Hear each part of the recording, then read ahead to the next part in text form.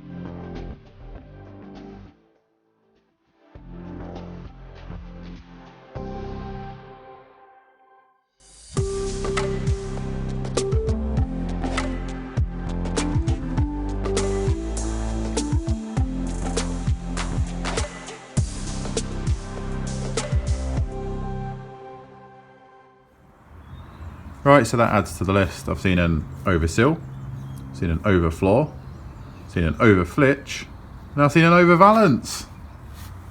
Wow. I thought when I took this off, I thought, oh, that doesn't look too bad. That's really odd. And it's had a piece of metal crafted over the top of the rusty valance. Wow.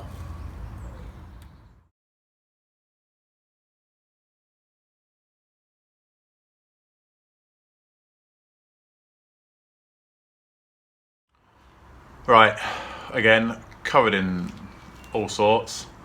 I've got to stop it there. An overvalance. So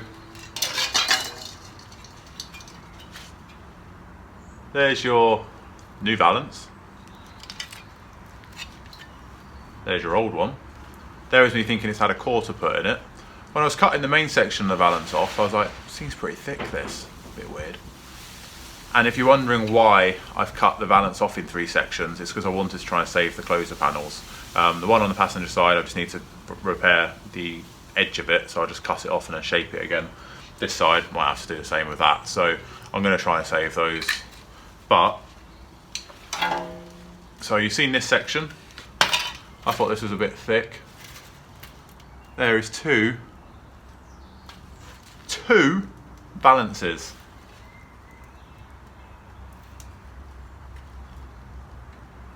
I'm lost for words.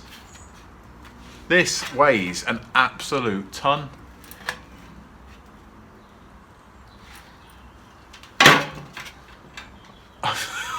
Well, you've seen it here, guys. I'm not making this up. I'm actually gobsmacked. Right, yeah. Okay, right. Regarding the back valance, we've now got both the valances off, so that's 2. Both closers, I thought they'd be exactly the same. Basically, I'll just let the camera there. The bit where it comes out and kicks out there, the corner bit of it, if you like, where it's curved round. I've had to replace these before. You can buy new closer panels, but that one bit there that's sort of got the curved edge, it's like 10 quid just to buy that edge bit, so I'm just going to repair it myself. I've got sheet steel and stuff, so I'm just going to make a piece and put it in. Again, it's saving money on a panel. Regarding the hinge panel, I'm not sure where I'm going to go with that yet. I'm going to go and do a bit of research, see how these Magnum ones fit, because I think it needs something. But my idea that I've been thinking about as I've been grinding and cutting away is I could get the 3-piece section, so the valance corner, the hinge corners, so there and this, and then the other side, 3 pieces, and piece it together, stitch it all together. And then I could get a bumper rail which will replace the bit of the boot lid, the boot area that's a bit damaged, and weld that from the underside, and then put the valance on, so all 3 layers are brand new. For me, that sits so much better, knowing the fact that the whole thing's going to be brand new at the back, and it's all done in pattern panels, because we've already got the valance. We're going to repair the closers, and I think a bumper rail's like 8 quid, 11 quid or something. So yeah, it's money I really didn't want to spend because we're on a budget, but I can't leave it like that. The future of this car, whether I keep it or whether it moves on after, or whether we use it as a bit of a daily beater, either way, it has to be safe and has to be as much rust free and as much possible work gone into it to make it the best car it can be. Because at the end of the day, there's no point painting a rusty car. So, and I see some awful horror stories from professionals where you're just looking at it and you're like, yeah, they've just painted rust. So for me, I can't do that, and if it means cutting out the back of this car, it means cutting out the back of this car, unfortunately. Yeah, I'm going to go and do a bit of research and we'll come back to it. Like I say, I've got the valance, we've removed the 2 valances, and yeah, we'll go from there. Right, I'm going to sweep up this load of mess. I think it's about got time for now. We're losing the light, and yeah, we're struggling for light, and I don't want to be using a cutting disc in the dark. So what I'll do is, off camera, I'll make up some repairs. I'll show you them before I put them on, but I'll make up those corners up there. Happy to do that. I'm not bothered by that, but I'm going to do a bit of research, like I mentioned, on that. on the hinge panel and stuff like that. It's bent, it's rusty, and now we've just seen the 2 Valances. It's just, yeah, let's put this car out of its misery, shall we? So that's all we got time for. Thanks for watching. If you haven't already, give this video a thumbs up. Ring that bell if you haven't already. And if you haven't seen the previous episodes to this car, please go back and watch them. It's starting to come together now. Again, I thought the back end would be pretty quick and easy to do, and it's not. So more content for you guys, more work for me, more money for me. Yeah, the budget's going to take a hit again, unfortunately. But I think it's got to be done. Right, I'm going to stop. I'm going to go have another cup of tea, and I'll leave you with some pictures of what's left, basically. Thanks for watching, guys. I'll catch you in the next one.